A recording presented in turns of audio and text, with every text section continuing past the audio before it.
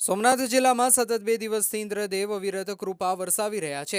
જિલ્લામાં અવિરત મેઘમહેરથી સર્વત્ર નદી નાળા છલકાયા છે। જિલ્લામાં મેઘમહેરથી ગીરની ભૂમિએ જાણે લીલી ચાદર ઓઢી હોય એમ સોળે કળાએ પ્રકૃતિનું આહલાદક સૌંદર્ય ખીલી ઉઠ્યું છે।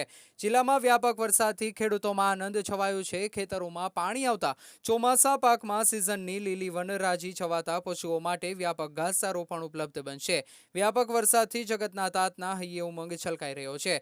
આગામી વર્ષ સારું રહેશે તેવી આશાએ 18 આલમમાં પ્રકૃતિની મહેરનો આનંદ છવાયો છે। સોમનાથ દાદાના દર્શનાર્થે આવતા ભાવિક ભક્તોમાં પણ ગીર સોમનાથ જિલ્લાની હરિયાળી જોઈ મનમાં શાતા વળી રહી છે। વરસાદરૂપી પ્રસાદ ગીર સોમનાથ જિલ્લાએ ખોબલે ખોબલે ઝીલ્યો છે। નદી નાળા ભરપૂર થયા છે। ચેકડેમ અને બોરી બંધમાંથી પાણી ઉછાળા મારીને કલકલ નિનાદ કરતા વહી રહ્યા છે, જેને સાંભળી કર્ણને પણ એક આનંદની અનુભૂતિ થાય તેવો આનંદ અને ઉલ્લાસ છવાયો છે। રિપોર્ટર ભરતસિંહ જાદવ, ગીર સોમનાથ।